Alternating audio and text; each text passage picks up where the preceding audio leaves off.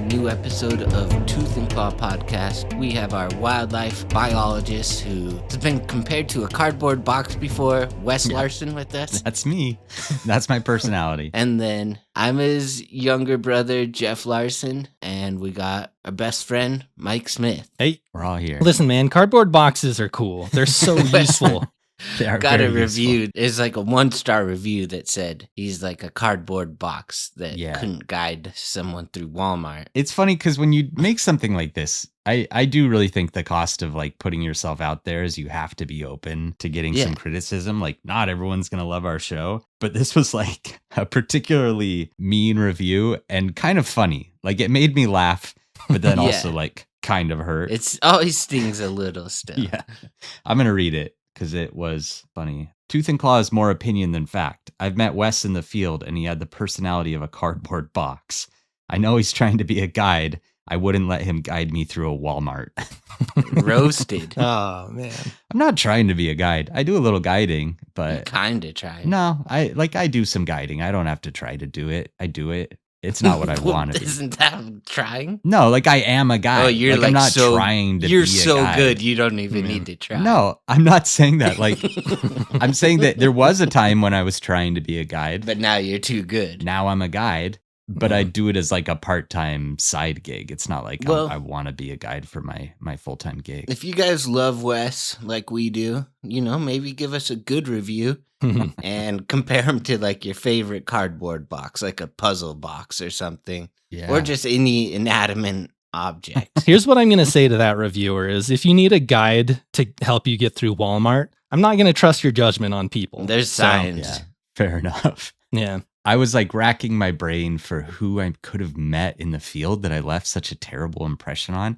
Because I always considered myself like a people person, and for a biologist, like fairly gregarious, because there are some really stuffy and keep to themselves like stuffy biologists out there. So I always was like kind of prided myself on being a friendly biologist, but it's fine. Again, like I said, if you put yourself out there, some people aren't going to like you, and that's okay. That's fine. It is. But like Jeff said, if you like the show, give us a good 5-star review and compare me to an inanimate object. I'd love to see what you guys want to compare me to. It'd be great.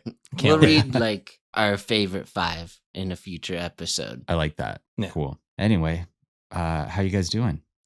Dude, that's a big question. Loaded question. Out in the Jeff. World, You did text me right before this and say, do not ask me how I'm doing today. So I'm sorry. Jeff's trouble, you want man. me to just start out with a lie? No. It's cold here. It's like -5. It is cold. And I'm all bundled up in my shed. You are. But, you got big old buttons on a... What is that? Like a cardigan? Is like a wool sweater. Oh, it's just so you know, it's cold in like the entire United States. I know. Besides Miami. I know.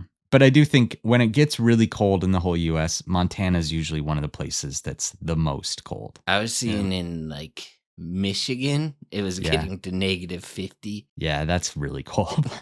West Yellowstone was -40 last night. Woo. Oh, man. But Missoula's only like -5. It's not terrible. Do the bison like group up when it gets that cold? They do. Sometimes they'll go stand over fumaroles too, which are geothermal features that just shoot up hot steam. Oh, that sounds But nice. every once in a while they break through and then they get really scalded. So they got to be careful. That doesn't sound nice. Or I feel like when you walk away from that, you'd be all wet and get like all frozen. You got to stay there the whole winter is the problem. Yeah. If you do that, you can't leave. Well, so much for global warming, huh? Yeah.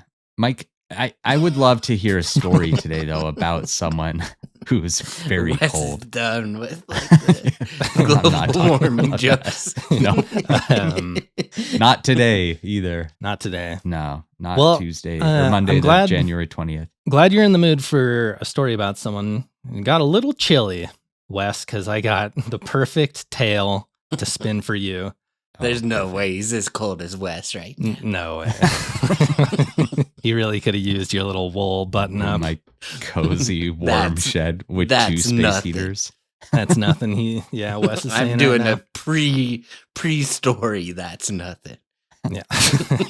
So, as Jeff is alluding to, I'm actually taking over. It's my turn once again to be the star of the show. It's about time. I think this is the second time I've led a main episode.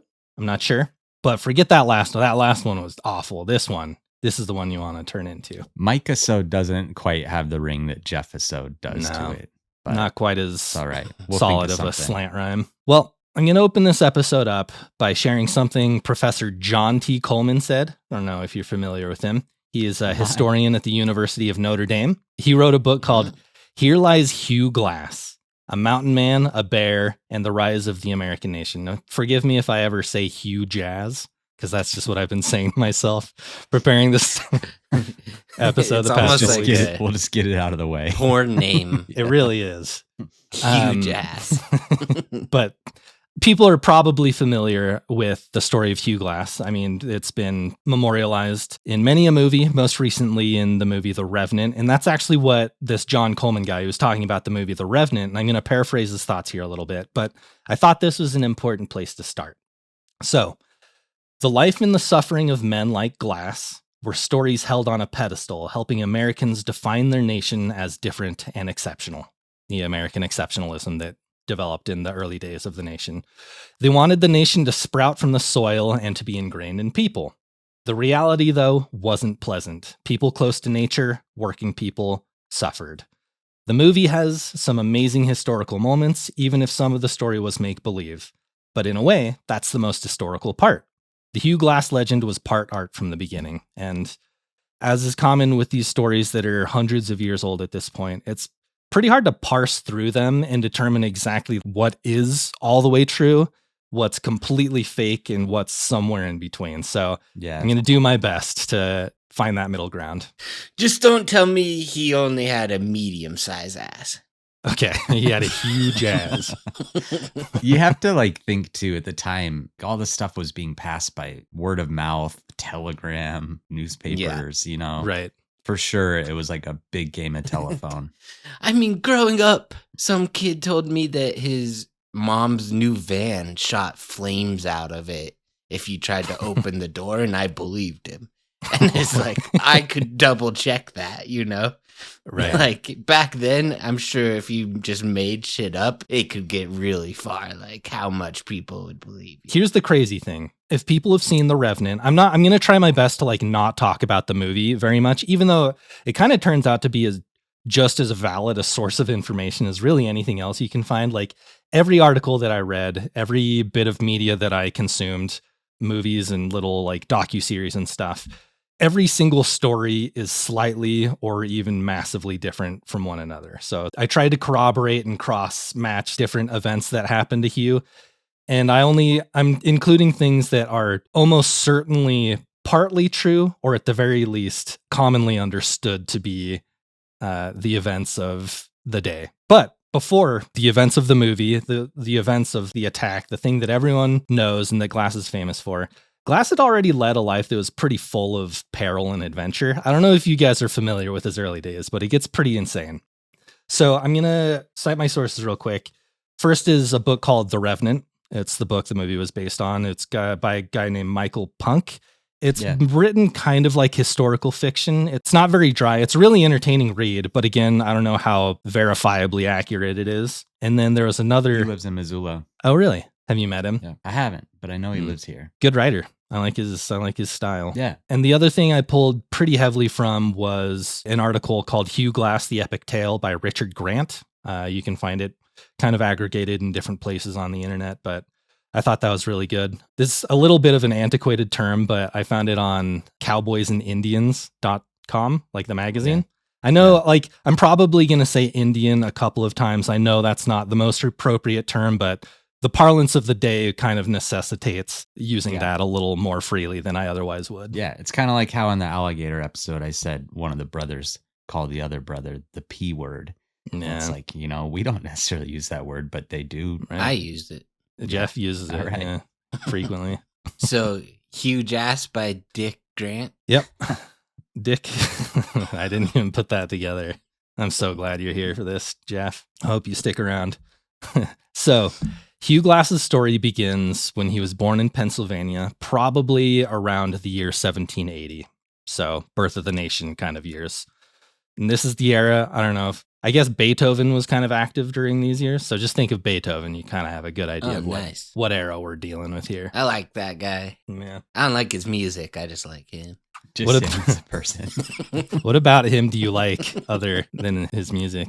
He had some pretty cool hair if the paintings are to be believed. Yeah. His name. It's when he played that concert in the mall, in the San Dimas Mall. That's right. Oh man, when he's playing on the keyboard in Bill and Ted and Joan of Arc is dancing, I had the biggest crush on Joan.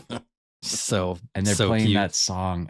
Who sings that? Is it Extreme? I can't remember. Was it? Yeah, I don't know. Okay, but sometime in Hugh's youth, it's going to be confusing. I'm going to swap between Hugh Glass and Hugh Glass.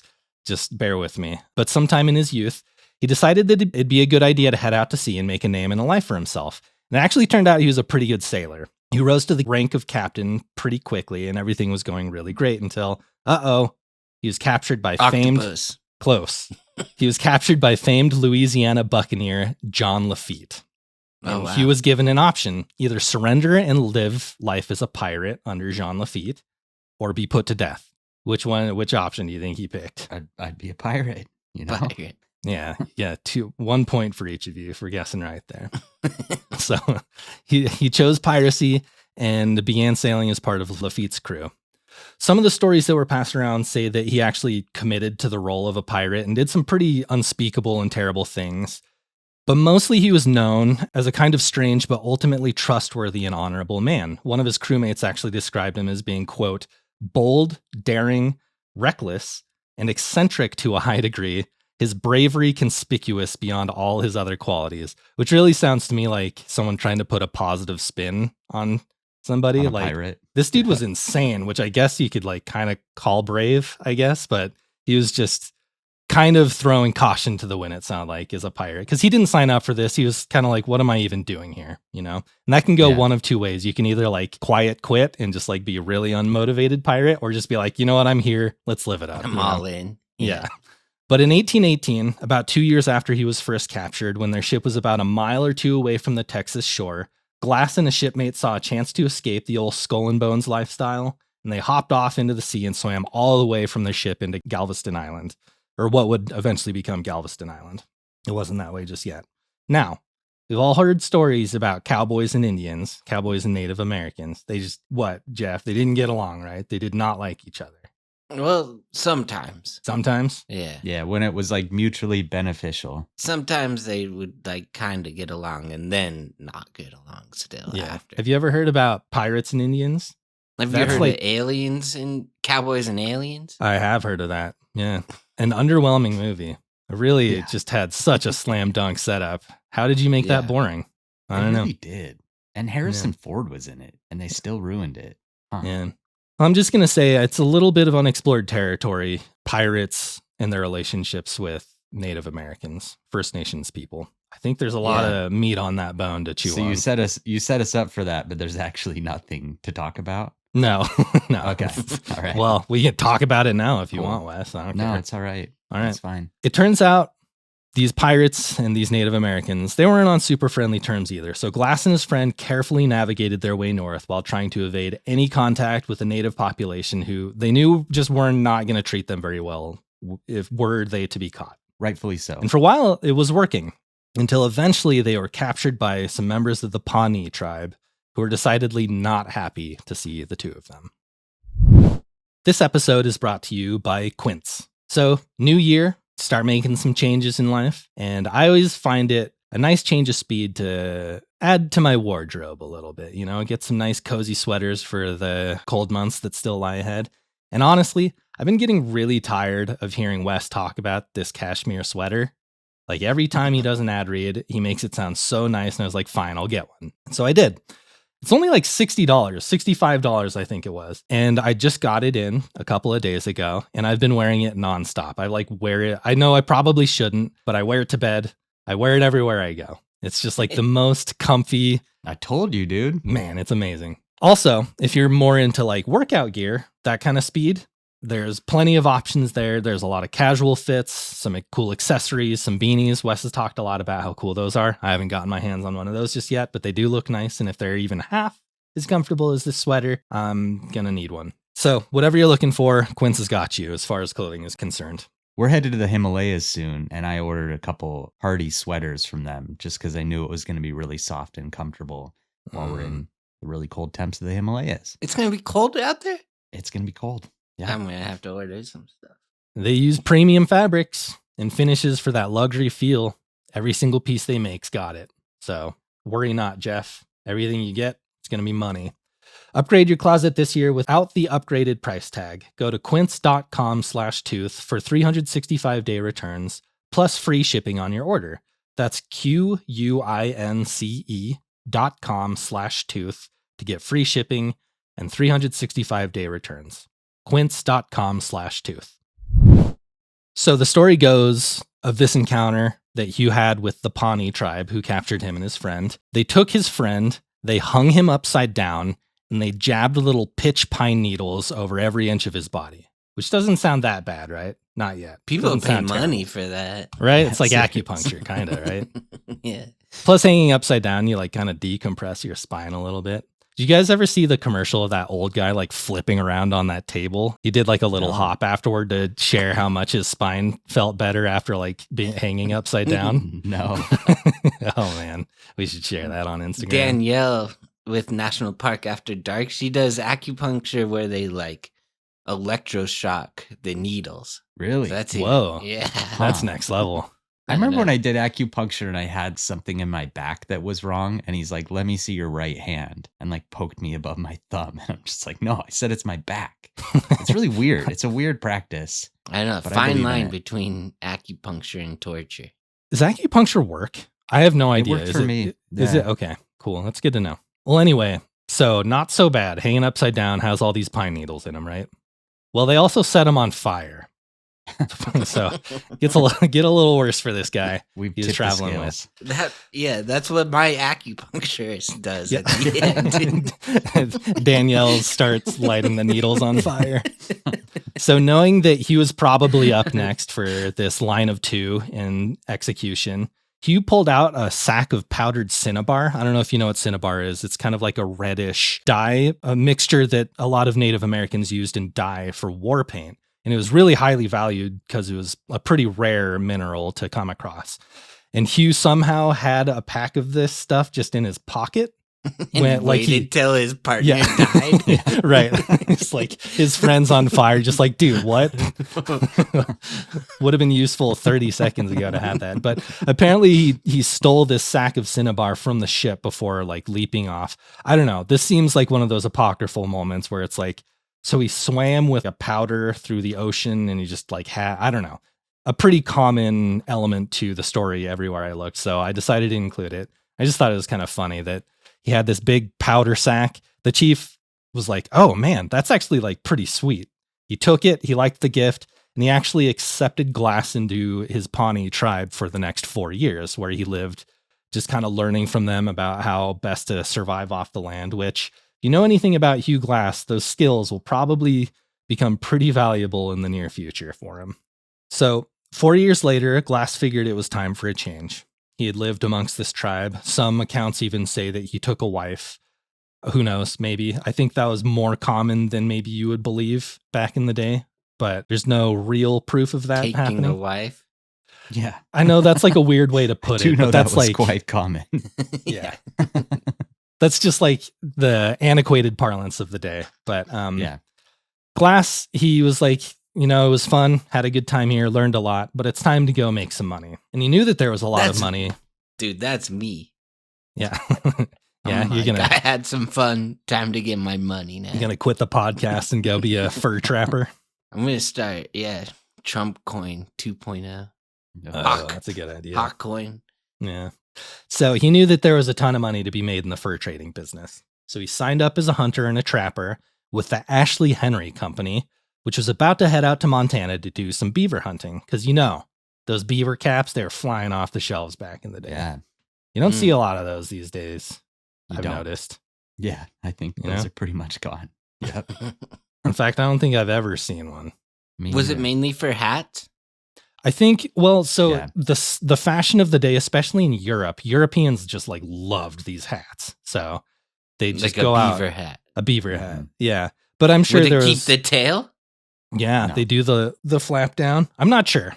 That's what I don't saw. think so. Safari but flap. Yeah, maybe though. I know that, like, I mean, when you think about it, they have really dense fur that's like, hydrophobic. It's, Yeah. The like, guy at stops the water, store so said I'm the makes a only great one hat. that can pull it off. Yeah, it's like yeah. Oh, imagine like there's a beaver hat trader, and he started like putting logos of your favorite stickball player of the day or whatever on the front. That'd be so innovative. Oh man, probably no one was doing that. But so beaver leather and beaver pelts were actually really valued because they were easy to form to the shape of a head. But like once they set, they were really tough and they didn't like move very much. So it was a custom fit to your head that you could rely would stay and keep its shape, which I thought is kind of an interesting detail about specifically beaver pelts, or maybe, I don't know. I don't know if more animal leather and fur isn't as thick and hardy as beaver pelts are, but that was the thinking of the day and why they were so popular. So Glass's expedition with this new company began with a 1,500-mile journey up the Missouri River. When they got to the South Dakota Territory sometime in late August, maybe early September, they traded with the Arikara tribe. I don't know if I'm pronouncing that right. A lot of times they're just referred to as the Ree, so maybe I'll just say that. The Ree tribe, who acted all nice during the exchange, but they had a sneaky little maneuver up their sleeve. So once the deal was done, they just like attack the company and take back everything they traded, which if that trick was in Donald Trump's art of the deal, I wouldn't be surprised. It's like, that's a good move, Well, it's kind of like banning TikTok and then, opening it back up as soon as you're president. It's a It's sneaky kind move. of the same thing. Yeah. Well, Good move. It ended up being a bad move because that justified us like giving them a bunch of land and then taking it right back. Yeah. I don't think it justified it, but I think it's a tough, Fair is tough one fair. to say. I think that's I mean, bit like, of a stretch. If we're being objective, it's like kind of a dick move to do. But then again, colonialism's like not that cool of a thing to have done to them either. So it's like it's a give and a take here. Yeah. They probably were pretty justified. Yeah. I think they get a carte blanche when it comes to things they did to us as we were expanding. Yeah. So all in all, after this attack, after the trade happened, 12 of the trappers were killed.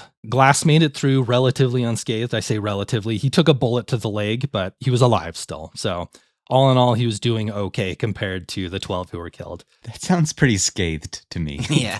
Yeah, right. I mean, death is the ultimate scathe, right? Sure. Or how would you? I don't know if I'm saying that. I'm pretty sure though, if I took a bullet to the leg at any point in my life, I'm gonna that's a pretty life altering injury that I'm gonna tell people about. But you're not like a mountain. I'm man, not Hugh Glass. I'm not. Yeah. These guys, they take bullet to the leg like daily. It's nothing for them. I think the Wes's point is pretty good. That like you don't leave that saying like, yeah, I came out unscathed. Yeah. And then you're like, oh wait, never mind, I did get shot. Well, shot in my leg. Yeah. But no, keep going. Sorry. Yeah. I thought I qualified it. Maybe I didn't do a good enough job. But the survivors regrouped and they set out on foot toward a trading fort located 300 miles away from where they were, which again is modern day South Dakota. But they knew they needed to restock, especially on food, if they wanted to get anywhere after this attack happened. So on a particularly tense night, 3 days later, there's some grumbling amongst the men. They're still scared, I'm sure, and like kind of licking their wounds. Captain Henry assigned Hugh and another man named Black Harris to go out on a hunt the next day. They figured they were going to have to risk a fire and the sound of a gunshot, both of which could alert any nearby parties of the Ree tribe or any others who would have no qualms about locating them, identifying them as an enemy, and killing them, taking all their stuff. So that night, Glass got to preparing and caring for his rifle, and this is a big element to the story. So for the most part, Glass didn't have a whole lot of fine goods to his name, but his one prized possession was his genuine German-made Anstat flintlock rifle. And Jeff, resident gun guy, you got a gun like that. You're caring for it. You're polishing it. You're rubbing it all night. Like Gollum in the ring. Sure.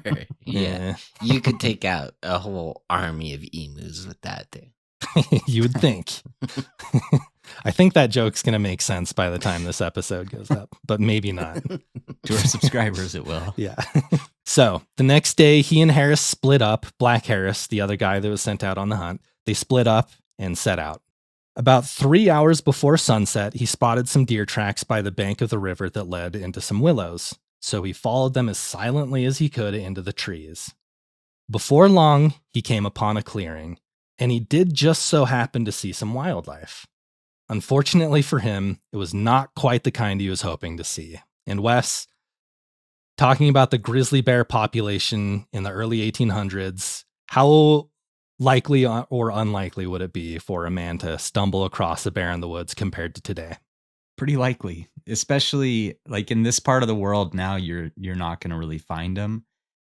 He's kind of like in eastern Montana at this point, right? Right. They used to be a plains animal. The grizzly bears used to exist out on the plains and these little pockets of forest out on the plains too, which he's probably in an area like that where there's lots of open expanses, but then also some wooded areas. And yeah, I mean, you would stumble on them. And like Lewis and Clark talked about them quite a bit in their expedition. As soon as they got into the Great Plains, they started running into grizzly bears, and they made a big impression on them. Well, yeah, because we've definitely conditioned grizzly bears too to like know that humans are bad to attack. Like over 2 centuries where, we take out aggressive bears, we like relocate problematic bears. So like bears kind of know right now, like don't mess with humans for the most part. But back then they're like, what's this? Yeah, and we pushed them into the forest now, and back then they were a different animal. So yeah, so Hugh stepped out into this clearing and was surprised to see 2 bear cubs who were probably around 5 or 6 months old at this point, if that math works out. Is that kind of what in September around? Yeah. Okay. Yeah. So he's fine because they're they're just little guys. He's like, oh, that's fun. And it's actually kind of a funny account that I think Hugh gave of this event himself, and that was passed around. So who knows again, but they'd be a little older. They'd be like 8 or 9 months. 8 or 9 months old. Yeah. But they came tumbling kind of playfully towards Hugh. And for a moment, he stood just kind of nonplussed at the scene. He was like, that's unexpected, but okay, weird. The danger of the situation hadn't quite clicked in his brain yet, though. And that would change in an instant. A low growl from across the clearing stopped the 2 cubs in their tracks, and the heavy steps of the mother bear cracking through the underbrush told him that suddenly things had just taken a serious turn for the worse for him. Her growl dissipated into the forest as she was stepping into the clearing, now only about 100 feet away. Her massive, muscular body sat low to the ground, tense, ready to launch at him at any moment. So the start of the new year is really the perfect time to get organized. I always feel really energized about organizing everything this time of the year.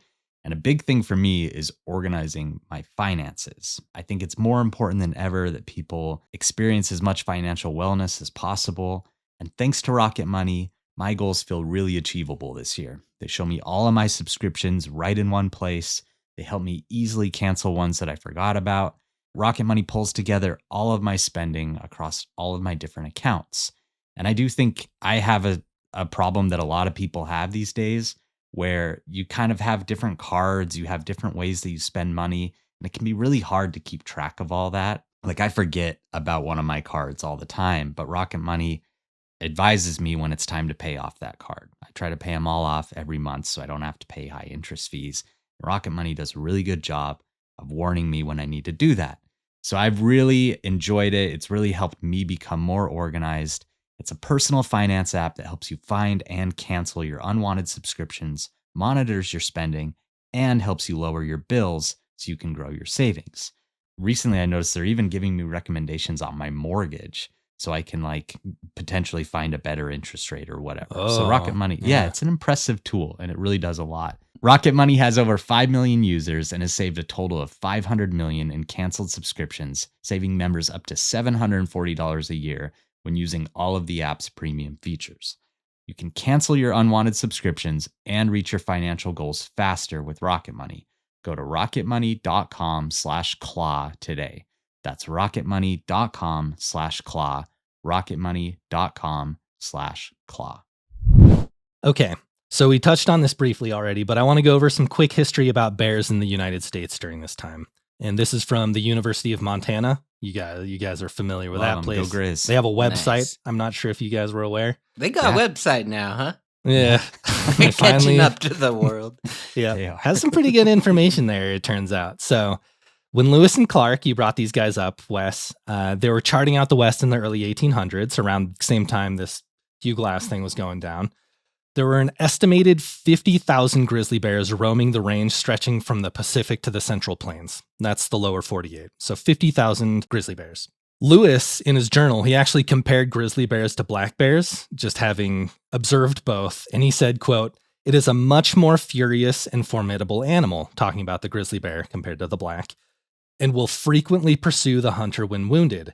It is astonishing to see the wounds they will bear before they can be put to death." He mentioned one that had 5 balls shot through its lungs and 5 others in various parts before it finally died. And I know guns weren't quite what they are now. That's what I was going to say. We talk about how modern guns aren't really a great tool against a grizzly bear because you need a really direct hit in a kill zone. These old guns that are just shooting lead and balls bullets at a bear. Like it's just like a That's circle. What I'm saying. It wasn't it's not gonna stop a charging grizzly bear. Like they're gonna keep coming. You're gonna have to put a lot of lead balls in the right spot to bring down a grizzly bear. You'd be probably better with like a samurai sword type of situation. I would say so. That's just my personal opinion, though. I would disagree with that heartily. The thing is, too, like these guns, you would shoot and then you'd take like 45 minutes to reload it. And it's like, all right, now let's like shoot this bear again. Okay. 2 bullets doesn't take you down. Let's do it again. It's like 10 bullets later. You're just like, what is going on? What is this? Just like an unstoppable god. He also, Lewis in his journal again, he wrote later, "These bears being so hard to die rather intimidates us all," which I thought is just like classic literary understatement. Just like, yeah, I'm sure that is kind of intimidating. We find them quite for it. Intimidating. Yeah. It's like when Jeffrey Dahmer told his dad, "I think I really messed up this time, Dad." It's like, you think? Okay, so I found some more information on the National Park Service website. Also, they have a website, pretty nifty little place to go if you're looking for some good info. So the grizzly bear was formally classified as a species by naturalist George Ord in 1815. I should have quizzed you on that, Wes. You probably would have been able to guess that. It's all right. But it was not for its hair being grizzled that it was called grizzly bear, but more for its character. Again, these things were just scary and intimidating and not used to humans, not scared of humans really in the same way as they are now, like Jeff was talking about. A grizzly bear is known as Ursus arctos, but Ord classified it as Ursus arctos horribilis, meaning terrifying bear, and its reputation for being violent and dangerous started to spread to settlers who were coming out west, like with the gold rush and stuff. California, we know they have the bear on their flag. There were once tons of bears there, but settlers, they're like, we've got these cows and all this livestock and these prey items for these bears to go after, so we need to get rid of them. So they just started killing them indiscriminately, shooting them, doing whatever they could. It would be crazy too to like live in Philadelphia or New York City at that time, and like you're thinking about going out west, but it's just like, yeah, there's these huge monster bears will immediately try to kill you if they see you. Right. You see that black bear? That's nothing. No, like you just said, there's 50,000 of these bears in, what's now known as like the lower 48. Isn't that what you said? Yeah. That's currently about what the population is throughout North America. So throughout Canada, Alaska, all of those places that have a lot of habitat. So that's a high number of bears in a relatively small area. Yeah. I think what the population I saw now in the lower 48, it's like 1,500, maybe 2,000. More than that. I would guess probably like 2,500 bears in all the lower 48. Combined. Making a bit of a bounce back, but like nothing compared to where they were previously. Yeah. Yeah. What are they, threatened? Is that what they are on the... Yeah. Currently, but that's a whole thing that's right now they're talking about delisting them. They just had a decision the other day to keep them, but with the new administration, they'll probably be delisted in the next few years. But we got TikTok back. Yeah. So it's like a give and a take, Okay, so back to the story. Hugh and the bear were having a bit of a standoff. They were on opposite sides of this clearing, kind of looking at each other, monitoring the situation, each deciding what their next move was going to be. Hugh briefly considered running back to the river, but knew that the bear was way too close and it would close that distance long before he could reach any kind of protection that the water would bring to him. So he's like, no, river's out. His next thought was maybe there was a tree nearby that he could climb up, maybe get a good vantage point and start shooting from on high. Because grizzly bears, they do climb trees, but they're not quite so good at it as black bears. It's a good tactic if you don't have anything else. Yeah, and Glass truly had nothing else. And he didn't even have a tree, it turns out. He looked around him, and any tree that was even like reasonably close that he thought maybe he could get to before this bear comes down on him, they're all too small to really be worth even trying to climb and hide in or find protection in. So his options quickly evaporated until he was only left with one. He raised his .54 caliber rifle right as the grizzly bear began her charge. Every instinct in his body once again told him to run or to shoot immediately, but he knew with how fast she was closing the distance, he would really only have time for one shot, and he had to make that shot count. When the bear was about 20 feet away, she raised up on her hind legs, preparing to bring her full weight down on him. With her heart now at about his eye level, Hugh pulled the trigger and shot her directly in the chest. The bullet struck true, but did little to slow the momentum of the now enraged bear. With one swipe of her 6-inch claws, Hugh felt her rip through the flesh on his shoulder and throat like tissue paper. He was thrown backward, dropping the knife he had pulled out just before the bear made contact, and he instinctively started pushing his boots against the dirt back towards the safety of the willows behind him. But that was not going to serve any kind of protection or service to him. The bear wasn't done with him just yet. She stood over him on all fours, and so he curled up in a ball to try and protect his face and chest. If it's brown, what, Wes? That poem? We're not doing it. Although in this situation, that's all he could do was like he had no knife, no gun. This bear was standing over him. He just had to protect his vitals. He's done the worst thing you can do, which is injure a bear but not kill it. This is a very bad situation at this point. And I do just really like a quick little aside. You saying this, I'd never heard this detail of the story before, that 20 feet away she stood. That was probably a bluff charge, just from my experience. Interesting. That's what they often do when they do a bluff charge, is they'll run in and stand and kind of look as intimidating as possible and then run off. It's hard to, I can't say that for sure. Yeah. But that behavior does sound like maybe she was about to run off, but him firing and hitting her might have changed her mind.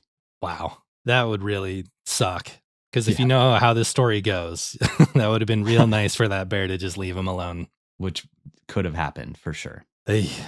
Anyway, he felt her teeth sink into the back of his neck now, lifting him up off the ground. She shook him so violently and so easily that he felt like his spine was going to snap in half. She quickly adjusted her jaws and bit down again, straight through his shoulder blade, teeth making contact with bone, all while raking his back with her claws. So scalp, back, everything's just getting shredded, while her teeth are just munching down into his shoulder blade. He started screaming, and maybe that was enough to startle her to make her drop him down onto the ground. But she quickly readjusted and bit down again, this time deeply into his thigh. She lifted him one last time before slamming him back down onto the ground with so much force that he lay completely stunned, unable to move or make a sound. The last thing he saw before his world went dark was the bear back up on her hind legs, letting out one final terrifying roar, and then he drifted completely out of consciousness as he felt an immense weight collapse down on top of him. So, you remember Black Harris, his little hunting partner who was off a ways? He had already begun walking towards the scene when he heard the first gunshot, and he started jogging when he heard the bear's roar. But when he heard Glass's scream, he stopped. He was like, okay, something real bad. Let's think about this. Yeah. So he slowed down. He was like, okay, let's evaluate what's going on. But he knew Glass, he was in trouble, probably needed some help. So he did the brave thing. He carefully made his way into the clearing and was just completely stunned by what he saw. A massive bear lay dead on the ground, her two cubs restlessly moving around her. One was biting and tugging at something that was laying underneath the mother. And when Harris recognized it as a human arm, he raised his rifle and shot the cub, killing it. As he ran up to help push this bear off of Glass, who he thought was probably dead at this point, the other cub ran off. But with its own story to tell, you can imagine, probably. Yeah. Got revenge on someone. Right. So the other men in the company, they were a bit farther away than even Harris was at that point, but they thought it was strange that they had heard two gunshots at this point, but they were spaced so far apart that they're like, that's weird. They're not shooting at the same target, probably, so something is amiss here. So they all grouped up and started off towards all the noise. When they reached the clearing, Captain Henry quickly took stock of the situation. Glass was still alive, but badly wounded, most pressing of which was a slashed windpipe. You'll remember the bear ripped through Glass's neck and actually punctured his windpipe. So he was like gurgling on the ground, literally breathing out of the side of his neck. Relatively unscathed. Relatively, yeah. Now a bullet to the leg doesn't sound so bad, huh, guys? Relative. It's all relative. So the captain poured the contents of his canteen out to clean the wound, which brought Glass to for a moment. He sputtered, struggling to breathe, and then threw up, which probably like really hurt, considering like his throat was just completely ripped open moments before. Yeah.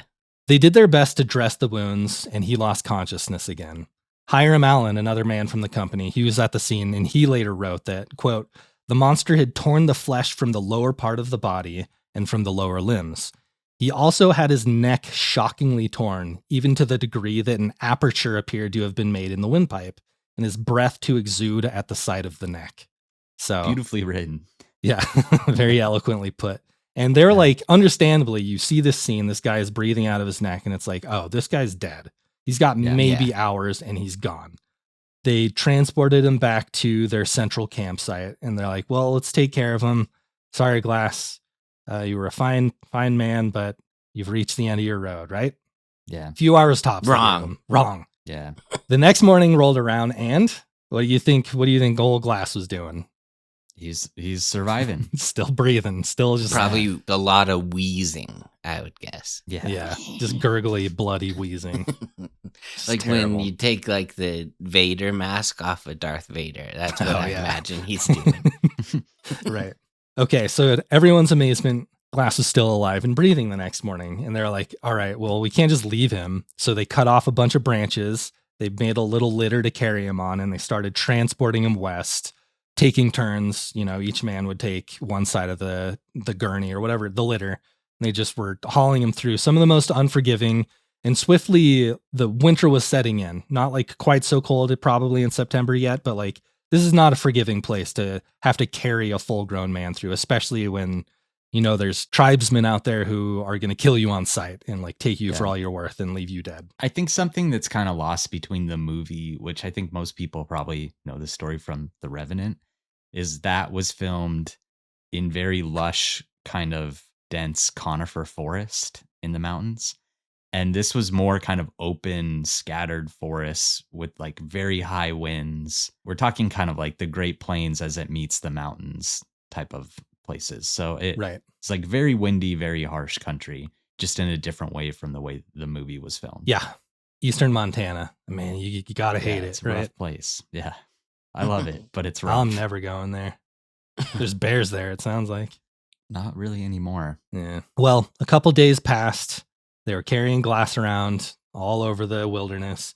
And Captain Henry was finally just like, okay, we can't really afford to be slowed down like this in such dangerous territory. The cold was setting in. Parties out there, they were going to attack them if they ever saw them. But he also knew that they couldn't just abandon him. So what he did, he came up with the idea of leaving 2 men behind to kind of care for Glass during his final hours, bury him, and then catch back up with the rest of the company once Glass had finally passed. And he offered extra pay. It was like $80, which back in that day was like half a year's wages, I think, is what he offered them. I don't know the exact figure, but that's the number I saw thrown around. And you would think that like for these 2 guys that are going to be left behind, it's a little bit of a conflict of interest, because it's like, you want him to die. The faster he dies, the faster you can like go get paid and be safe and be with the rest of the guys. But I'm sure like, well, we'll get to it. Well, like, and in the movie, I'm not sure this is real life, but like one of the people didn't really even care about the money. He just wanted to make sure Glass gets like the care he needs type of thing, you know? Right. So I'm glad you brought that up, because we're going to talk about the 2 men who volunteered to stay behind with him. One was an disreputable sort, and John Fitzgerald, and the other was a teenager. Bad move by the captain. Then. Yeah. Yeah. Come on, dude. And this is in some ways a little bit worse, but the other was just like a teenager. He was a 17-year-old kid who was just like, I'll also stay behind. I don't know. Parenting. That's a grown man should've. back then. That's I true, was going to say probably. Teenagers at 17 have been through a lot back They then. lived to like 30 back then. He's like a 50-year-old. He's having his midlife crisis. Yeah. So for 5 days, Fitzgerald and Bridger, these two men that volunteered to stay behind, they were sitting around just kind of waiting for Glass to die. And they were down by the Grand River. And every once in a while, they'd go fetch some water, pour it down his throat. Just like, again, they didn't want him to suffer during his final moments more than he already was. Of course, he was already in like probably the worst way a human being has been in, maybe ever. I don't want to say that, but it was bad. I wouldn't say that, But they were just like, he was barely conscious. They dumped some water down his throat every once in a while, and his condition just kept getting worse. He developed a massive fever, and finally Fitzgerald was just like, okay, these are the quote unquote death sweats. And he told Bridger, it's time to go. Let's get out of here. He's dead. He may even have concocted a story about some re-tribesmen coming to attack and kill them. And Bridger, for his part, Some re-tribes. re-tribesmen, Arakara. I don't know what they're called. Yeah. I don't know if you guys are familiar with their name, but Re-tribes sounds funny to me. re-tribes. I do think we keep saying this is like Eastern Montana, but it was more kind of in present day South Dakota, right? It's like on the border, Dakota, Montana, like that Okay. general area. Yeah. Okay. Anyway, Bridger may or may not have had some reservations about leaving Glass behind, but the fact is that he was still alive and the two men decided to leave, whatever the case was. One final act of betrayal saw them take his knife, his flint, his steel, the gunpowder that he had on him, and most painfully of all, his prized rifle, reasoning to themselves, kind of rightfully so, but like it'd be more useful to them because even Glass was alive, but he couldn't even use it even if he were conscious. And he was like listening and seeing everything these two guys were doing. And I like to think that he was just like so mad at that moment he decided, I'm going to live through this so I can get up and go kill these two people. Yeah. For leaving me for dead. Well, maybe they did the move that Tom Hardy does in the movie where he's like, hey, if you're okay with me leaving, blink. And he just waited until he blinked. For like 2 minutes. If you're okay with me taking your rifle, blink. Wheeze. And just Wheeze a little bit through your throat. Yeah. Tooth and Claw is brought to you by Miracle Made. You know, we've talked about this a lot, but your bedroom temperature can really affect your sleep quality. And if you wake up too hot or cold, I really recommend that you check out Miracle Made's bed sheets. They're inspired by NASA, and they use silver-infused fabrics that are temperature regulating so you can get at the perfect temperature all night long. I don't understand how they do it. All night works. long? All night long, dude. These things go all night long. I don't understand how they do it. No, but I really don't. For me, sometimes I get into bed. Yeah, it's the silver. It's those NASA scientists. They're inspired by NASA, but when you get into bed, if I get into bed in my Miracle Made sheets and I'm too hot, I do find myself being able to cool down. If I'm too cold, I find myself being able to warm up a little bit. It's crazy how it works, but it does actually work. And they're luxuriously comfortable without the high price tag of other luxury brands, and they feel as nice, if not nicer, than sheets that are used by 5-star hotels. You know, I'm going to have to believe them on that one. I haven't stayed in too many 5-star hotels, but I have slept in some really nice sheets, and these things feel just as nice as any sheet I've ever slept in. So if you really want to upgrade your sleep this year, go to trymiracle.com/tooth to try Miracle Made sheets today. And whether you're buying them for yourself or as a gift for a loved one, if you order today, you can save over 40%. And if you use our promo code TOOTH at checkout, you'll get a free 3-piece towel set and save an extra 20%. Miracle is so confident in their product, it's backed with a 30-day money-back guarantee. So if you aren't 100% satisfied, you'll get a full refund. Upgrade your sleep with Miracle Made. Go to trymiracle.com/tooth and use the code TOOTH to claim your free 3-piece towel set and save over 40% off. Again, that's trymiracle.com/tooth. I just got the rosewood colored ones. Yeah. And just a great color. I just like looking at it, you know? Yeah. I don't make my bed because you want to see your sheets. Yeah, I want to see my sheets. Glass had festering wounds, a broken leg, and deep cuts on his back and head that exposed his bare ribs. Well, not his ribs weren't in his head, but the ones on his back. That's where his he ribs has were the bear's ribs. He's got the bare ribs. Crazy.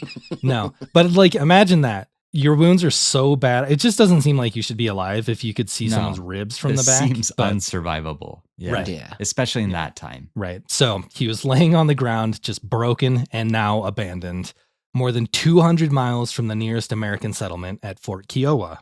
When his fever finally mercifully broke, he gained some strength by picking and eating some buffalo berries from a nearby bush. He smashed them up, he mixed them up with water, and he just choked him down his ruined throat. Not long after, and this is another detail, take it or leave it, but a rattlesnake came slithering by just close enough, because he still wasn't mobile, but a snake came by close enough that he grabbed a rock, smashed it, mashed that up, mixed it with water, and he drank that down too. Some like snake smoothie, I guess. Weird way to eat it. Yeah. It's real weird. But Well, like, I mean, you can't eat solids. throat. Really. Yeah. He knew, though, that he needed to move if he wanted to survive. So he set the bone of his own leg and wrapped himself in whatever clothing he had available to him. And he began literally crawling the 200 miles towards Fort Kiowa. So just imagine, even in the best of circumstances, crawling 200 miles. Now imagine doing that with your ribs visible through your back wounds. I had a little bit of lower back pain last night in bed. Yeah. And I wouldn't flip over because I was like worried that it would kind of hurt my back if I flipped over. Right. So it's impossible to imagine what. So you know what he's talking about. No, that's not what I'm saying. That's nothing. I completely understand. So Mike, you're probably gonna say this, but what is the world record army crawl? I was like, you'll be shocked to learn that I wasn't actually going to cover that. So if you want to look that up, I'll really be happy to hear that maybe once we finish the story. So he knew that he'd be able to restock, hopefully get a little healthier, and then plan out his next move from this Fort Kiowa, however you pronounce it, Kiowa, Kiowa. Driven now only by vengeance, he vowed never to stop until he found and killed both Fitzgerald and Bridger. And here's where some accounts actually differ. Some people say it was purely vengeance and spite that made him continue this journey to kill Fitzgerald and Bridger. But some people think he just liked his gun so much that's like all he cared about. He's like, I don't, whatever, just give me my gun back, which is great. To I just really love that. All night long again. Yeah. So at some point, still crawling, mind you, he happened upon a dead buffalo calf and managed to scare off a pack of wolves who were feeding on it by using a torch and one of those little, the bow drill to start a fire. I don't know if you guys have ever tried to do the little, castaway fire starter thing. Easy. It's freaking impossible. It takes. I've never been able to do it. I've tried for hours at a time. That's pretty brave to decide. No, you have not. I think I'm gonna scare these wolves. I'm gonna crawl out bleeding and dying and hope that I scare them and not that they decide to eat me. That's pretty brave. It's amazing. Yeah. So anyway, once Hugh was able to procure drink this, the buffalo? Yeah, he smashed it up and smashed put it in water. He pulled out his little juicer and put a chunk in. That's where Erewhon started. No, so Hugh, once he'd procured this buffalo meat from these wolves, he started. Sorry, Joe Rogan, if he was on this, just be like, bro, Hugh Glass, he had it figured out. You gotta drink buffalo calf every day. Yeah. It's a true primitive diet. Well, maybe he's onto something because this buffalo meat, it's really helping Hugh out now. He lays kind of just right next to this buffalo corpse, just tearing off chunks. With his fire, he'd dry out kind of analogous to what you'd call beef jerky, just dry all this meat out and eat it slowly. Regained his strength until finally he could actually get back on his own 2 feet. He still had a broken leg, still had all these wounds, but at least he was able to limp on the ground instead of just crawling on his belly. So great, things are looking up, right? Another change for the better was somewhere along the way, a passing band of Sioux mercifully took him in and let him continue his journey alongside them. And this part's gross, but they stripped him down of all of his clothes and they started cleaning his back of all the maggots that were festering and feeding on his dead and decaying skin on his back. This is weeks after the attack, so who knows how. That's kind of good for him. It is, though, right? I think it is, but at the same time, I learned that from Gladiator. Oh, that's right. What part were they eating on him? When he first gets caught as a slave. Yeah. And he's going to clear the maggots out of his wound. And the guy, his buddy's no, leave him. That's right. So it's a good thing. Maybe these Sioux natives were doing him a disservice by taking his maggots off I think after him. But, a certain amount of time, you can take them out. 6 long weeks after the initial bear attack, he arrived safely in Fort Kiowa, where he got himself set up with a new gun, some clothes, and then he caught a ride on a riverboat heading up towards Fort Henry on the Yellowstone River, which is where he expected to find the 2 men that had left him for dead. And Fort Henry was their original company's destination, so that was his best chance, he figured, to find these guys. And he was going to get there. He's going to give them what fur? He's going to chew them out good. It's actually funny you say that. Well, we'll get to it. But depending on who's telling the story, Glass survived either 1 or 2 or several more deadly encounters, usually with the Arikara tribe, each time just barely escaping with his life, continuing his journey solo through the quickly setting in cold of winter. And after months of traveling, he finally arrived at the small encampment near Fort Henry on the Yellowstone River, still horribly scarred and now covered with frost. And it was like this that he made his first appearance to his old company, led by his old captain. You can just imagine all these guys probably sitting around the campfire being like, oh man, poor Glass, dead, long gone. And then he just shows up looking literally probably like a zombie or a ghost or both. And they're just wait a minute. They've been told by those 2 people, he's dead. Right. Yeah, they had lied. I'd want to talk to the manager. The guy's manager though. Jeff's Karen side coming out. Captain Henry? Yeah, I'd want to talk to Captain Henry's manager. Oh, that's another interesting thing you bring up, because he is actually about to go meet with them in St. Louis. So Fitzgerald, it turned out, he actually wasn't there anymore. He set off downriver a month or so before Hugh's arrival, but the teenage Bridger was. But all of a sudden, the young man just looked too young to Glass to kill. So he contented himself with just berating him loudly in front of the rest of the men. And then he just rejoined his old company and hung out with them, just not knowing really what else to do. But still, that festering in his heart just needed to find Fitzgerald and make things right. And I can imagine it's probably pretty awkward for Bridger at this point, because he's just hanging out with Glass again after he just crawled through hundreds of miles of wilderness. And he's like, my bad, man. That's on me. Sorry. But soon after, Captain Henry instructed Glass to head to Fort Atkinson near St. Louis to deliver a message to the trapping expedition's backers. And I like to think about distances back in these days and how long it took to travel across the United States. And it's your boss is just here's a letter, go give it to my boss over in St. Louis. And you're like, that's 5% of my life that I'm about to spend just delivering a message. Delivering a letter. And it's who knows, they might not be there. I might die. So many things could go wrong, but it's just that's just the way things were. As fate would have it, Fitzgerald was there at Fort Atkinson, and Hugh thought to himself, finally, I've got my chance. Let's do this. But in a cruel twist, Fitzgerald was now an enlisted soldier in the U.S. Army, now under the protection of his commanding officer.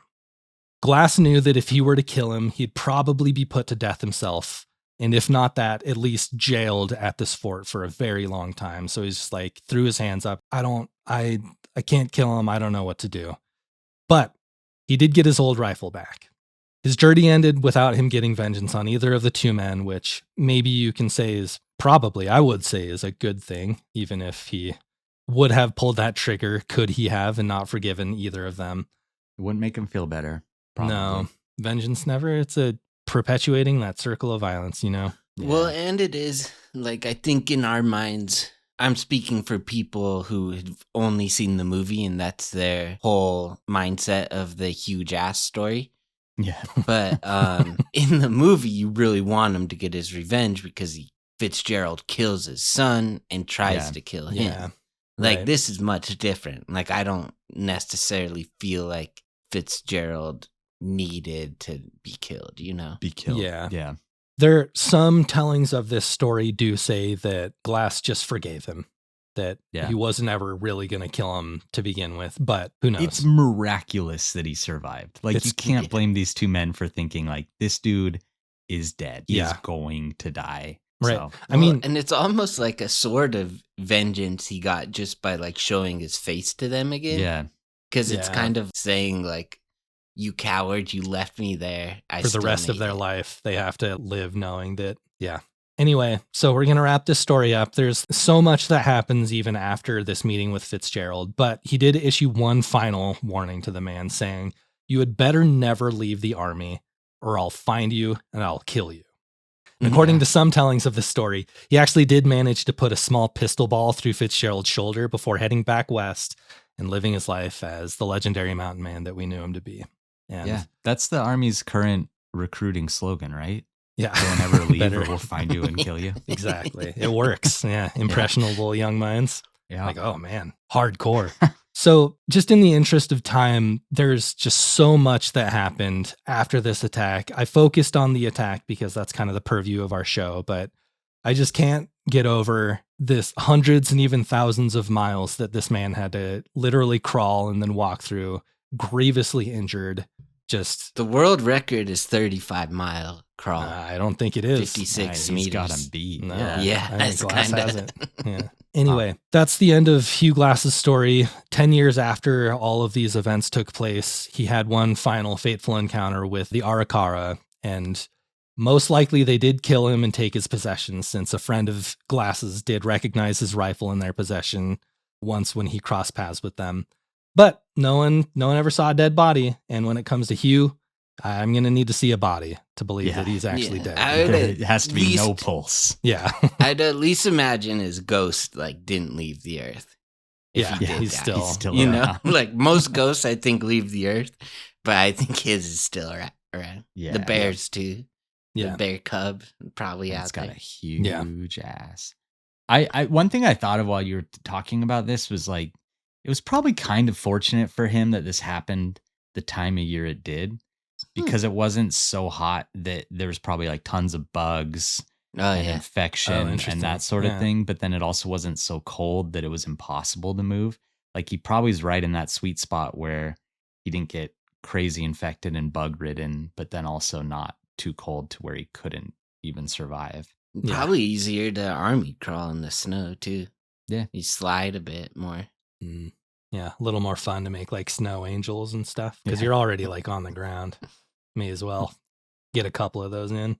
But thus ends maybe the life and times of the legendary mountain man Hugh Glass, one of the toughest men maybe ever to have lived.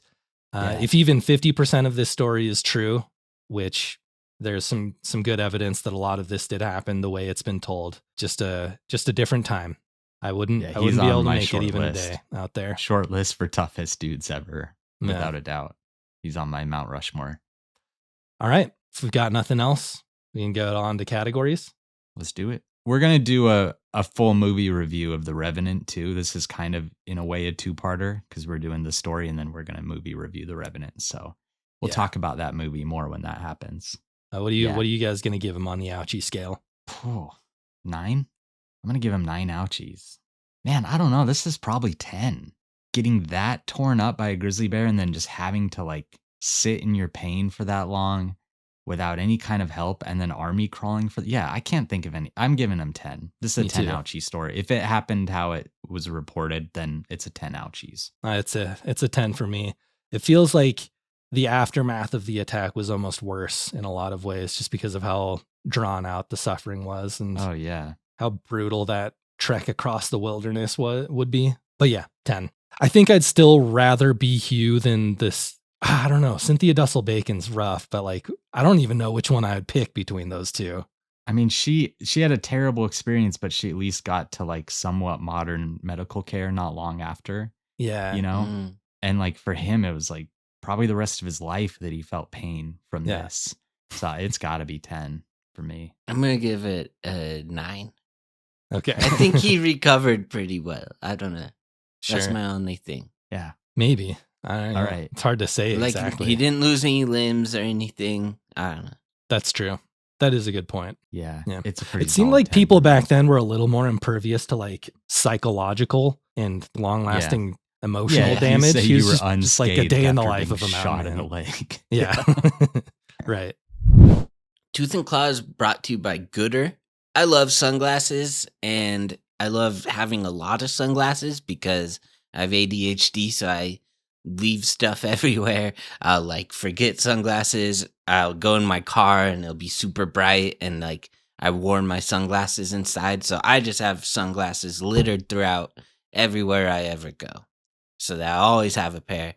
And that's one of the things I love about Gooder is they're just as good as the nice brands, but they're only $25 a pair. If you ever want to find Jeff, just follow the trail of sunglasses. The trail of sunglasses. Like a Hansel and Gretel situation. And you know what? I break sunglasses a lot, Mike. I know. And these ones have a 1-year warranty. So I can just get a new one. And I have done that a few times. I use some, what are they called? The like brown turtle shell. What do you call tortoiseshell. that? Yeah. Tortoiseshell. Those are the best sunglasses I've ever had for fly fishing because they're polarized. The lens tint is perfect, so I can just see straight through the water, see every fish. It's like I'm cheating. I remember when you and Brent cheater. When you and Brent first got your Gooder sunglasses, I would always ask you guys, like, where'd you guys get those? Because I love the way they looked. And then the tint on the lenses is really just perfect. If you fly fish, get yourself a pair of some Browns Land Gooders. And if you like pickleball, hiking, going to the beach, get yourself a pair of sunglasses. They're amazing. So if you need a new pair of sunnies, Gooder is giving Tooth and Claw listeners free shipping. You can go to gooder.com/tooth and use code TOOTH for free shipping. Gooder offers 30-day money-back guarantee and 100% satisfaction. Again, that's gooder.com/tooth and use code TOOTH for free shipping. Sounds like a Gooder deal. Let's go to categories. Okay. First category is, so we went over a lot. You led a life of great incident.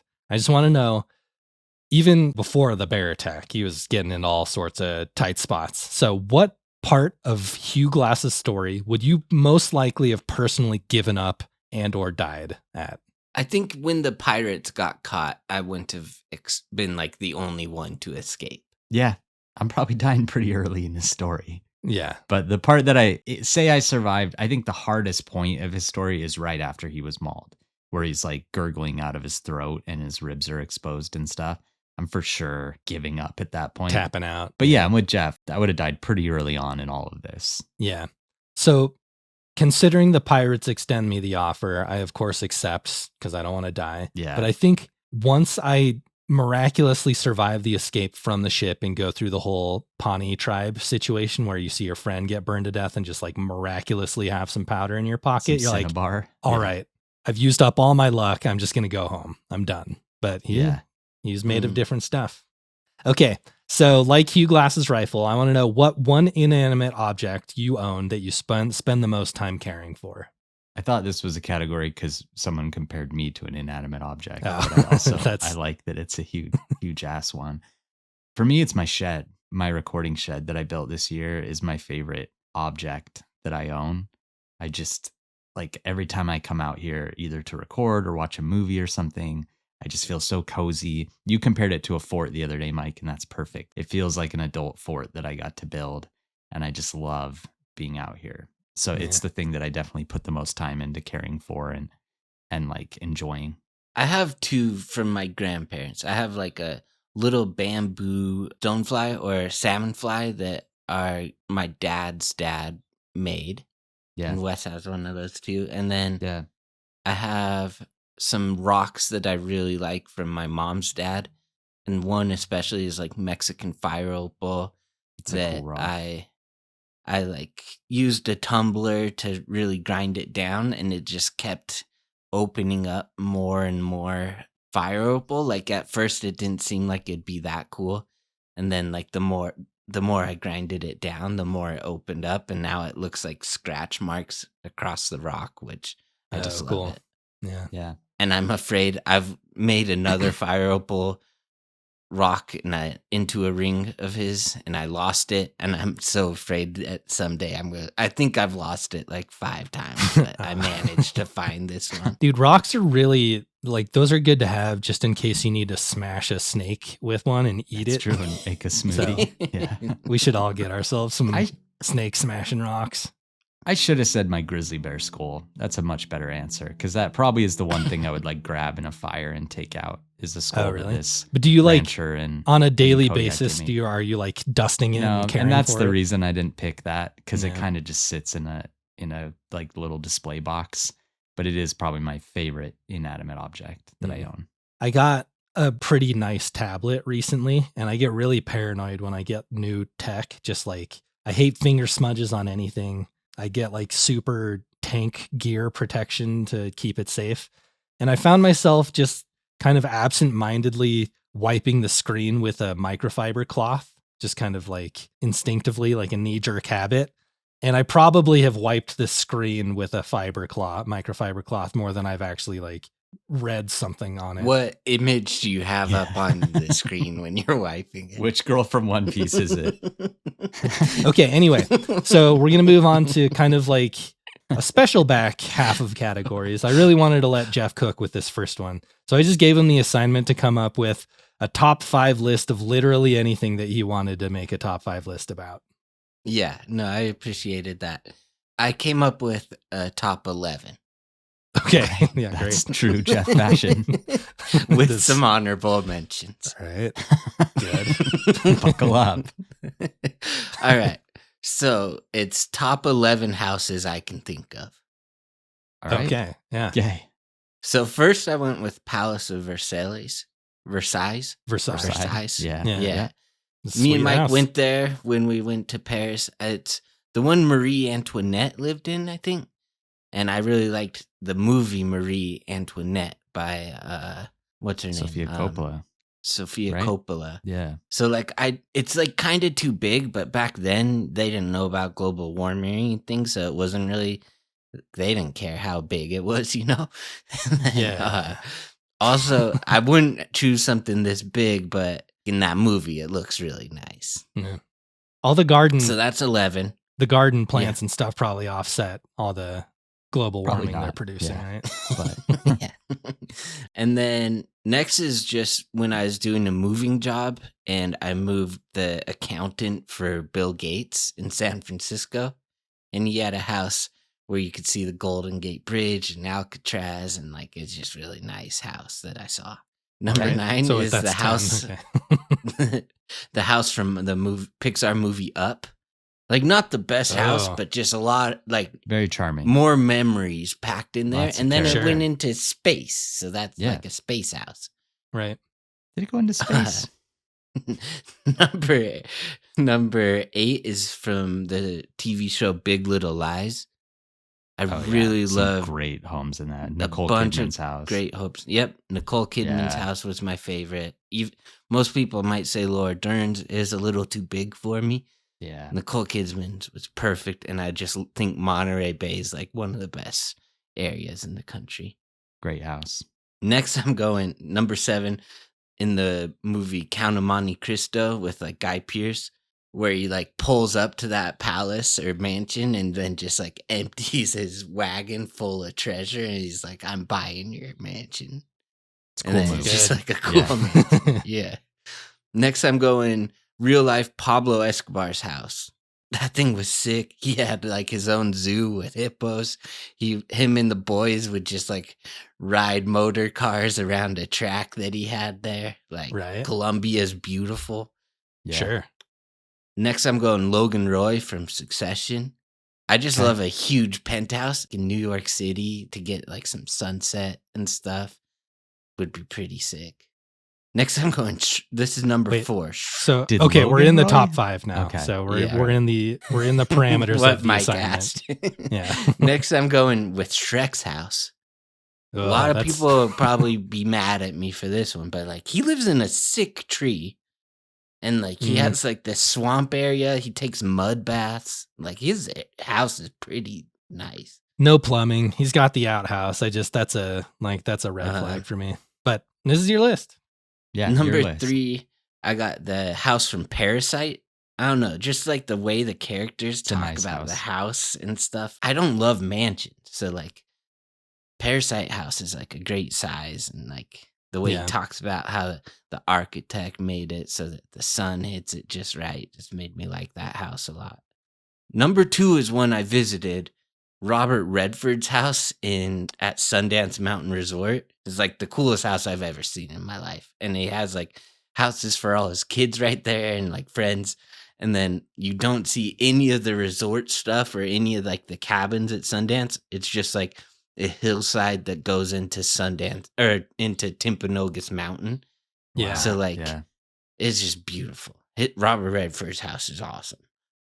And then my number 1 choice is Emperor's New Groove, where they have like him and his best friend have houses at the top. And they have water slides that go out of their house into a pool where they can go hang out every day. Yeah. I can't think of anything better. If we all 3 had houses up there, perfect dream. It's a great top 5. Okay, great. Top 5. Thank you. Yeah. I also gave, I didn't give Wes an assignment, more of just like, I'm going to give him a quick quiz. Yeah. A warning of sorts. So what I'm going to do for every question that he gets right, and I'm calling this the Big Bucks Bear Quiz, I'm going to donate $25 to a charity of his choice. Okay. And you get 1 phone a friend. So i.e. you can ask Jeff for help on one of these questions. So use it wisely. Can I use the internet? No. I guess there's not really a good way to stop you. I won't. But okay, so we're going to start off with a bit of a softball question, Wes, because we want at least some money to be going to this charity of yours. Yeah. So, Baloo from the Jungle Book, what kind of bear was he? Most likely a sloth bear, because he's an Indian bear living in more jungly part of India. India does have a few species of bear, but they think he was probably a sloth bear. Wrong. Blue bear. Baloo bear. Do sloth bears, because he is kind of like a blue grayish, is that a color that is naturally? He doesn't really look like, he looks probably most like a polar bear or a black bear or something. That's true. But that just because it's in India in the jungle, he's probably a sloth bear. And we're going to do an episode soon on sloth bears. Well, the Jungle Book Wiki has me believing that that's the correct answer. So great. $25. Amsterdam. So the next question, the correct way to spell the Berenstain Bears is with an EIN at the end or an AIN at the end? Because this is that Mandela effect thing. Yeah. It's AIN. Final answer? Yes. All right. You got 2 for 2 so far. You're doing great. Okay. So this is like you'll see. It's a 50-50 chance for you here. So on the cover of the children's book, Corduroy, the titular bear is missing one of the shoulder buttons on his overalls. What shoulder is it? Left. Oh, you missed it, dude. Oh, you hate charity, Wes. Oh, man. Okay, it's his right shoulder. Great book. I love that book. Yeah. Next question. Multiple choice. Which of Winnie the Pooh's friends is not mentioned in the original song? Is it Rabbit?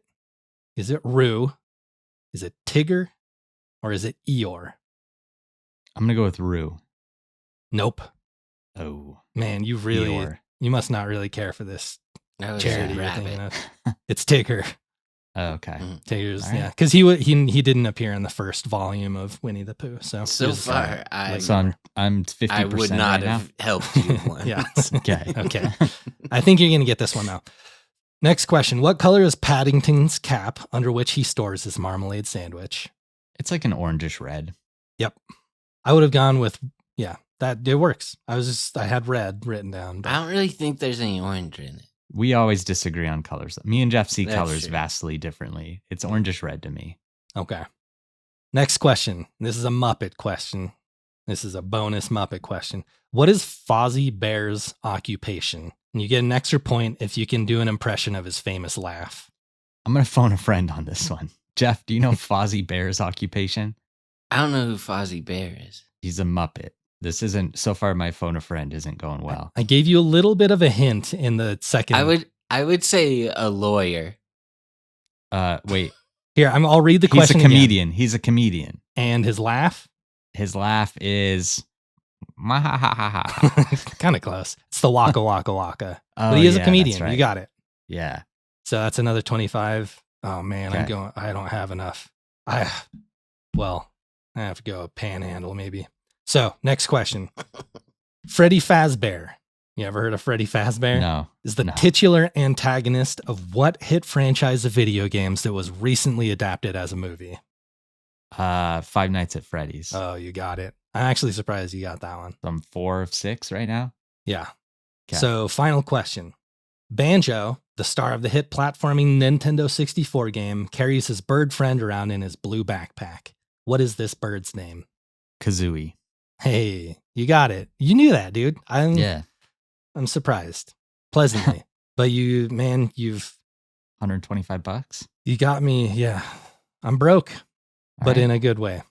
So Let's just let me do, know what charity you want me to Let's donate do Grizzly to. Bear Foundation. I sit on their board. I know how they spend their money. They do a great job with it. Oh, so you're just going to pocket it? No, Yeah. I don't get any money. I'm not paid to sit on their board. It's a volunteer position. But they're based out of Canada. They do some great work for grizzly bear conservation, especially in British Columbia. So let's go with them. That money is just going to go to buy you flights to your next convention, probably. It's not. Set you up in a 5-star hotel. Okay, well, that's it for the quiz. Good job, Wes. I'm glad. Thanks. I'm glad to contribute a little bit to Grizzly Foundation or whatever it's called. Grizzly Bear Foundation. Yeah. Last category. How much do we like Hugh Glass? Hugh Jazz. I I like him a lot.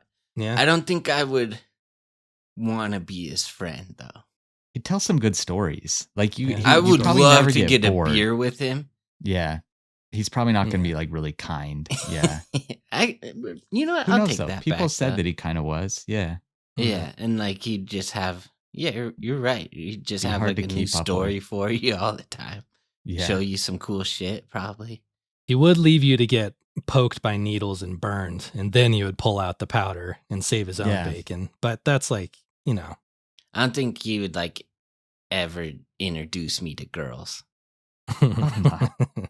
That's your parameters of what a good friend is. I'm just talking it out. Yeah, sure. I'm gonna give You're my him- best friend. You've never introduced me to a girl. That's true. I'm going to give him 8 claws. I think he's probably like one of the toughest people ever. He's probably got some of the best stories of anyone you ever meet. But then he loses some claws for probably doing some pretty bad shit throughout his life. Like if you're both a pirate and a fur trapper in the, 1800s, like you're doing some stuff that's really bad without a doubt. And I think that just kind of comes with the territory. Yeah. So I'll do 8 claws. That's what I was feeling I'll too. give him 9. I Ooh, like 9. they just loved his gun more than he loved people. I do like that. You It's are a really gun guy. endearing to just read all of the accounts of him. Just like he's got this beautiful Kentucky flintlock rifle. Just everywhere he went, it was his best friend. He just wanted it back.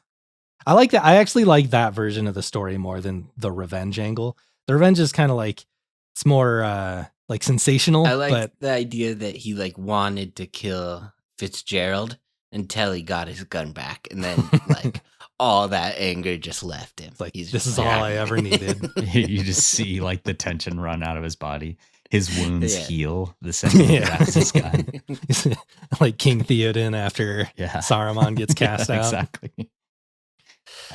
Well, that's it for the Hugh Glass story. Again, we're going to be talking more about him in an upcoming episode. We're going to do a movie review of The Revenant, and we're going to get into. I tried to keep it a little more factual based, so I didn't get into the more kind of like crazy anecdotal stories that were told about him. But Yeah. that's coming. We're gonna get a little more grisly, a little more detailed about some of these encounters he had in that movie, I'm sure. So Yeah. look forward to that. And that's a movie where people often ask me like, how good is this attack scene? So I'm going to take some time to really break it down and talk about how good or not good it might be. So I'm excited So for that. subscribe because it's No, going to be that's good. going to be, it's going to be a Oh, while. that's going to be me. Yeah. Don't. Ooh, subscribe. don't subscribe. Don't Unsubscribe. Yeah. We're trying, because we're weekly, we're kind of experimenting with new formats for episodes. So Yeah. that's going to be a movie review episode on our main feed. Well, thank you everyone for listening. Mike, great job. Yeah. If you want to listen on our subscription episodes, Wes just did the emo wars. Emu. The MCR was fans like versus Fallout Boy fans. Taking Back Sunday and Brand New when they had the feud going. No, it's emus in Australia, and they wreaked some havoc on some farmers, and it was really interesting. Really? It's a whole war crazy. against them. Yeah. Yeah. All right. Yeah, thanks, guys. Thanks, Mike. That was a fun episode. Yeah, thanks for helping me. Yeah. All right. We'll see you later. Love you. Love you guys.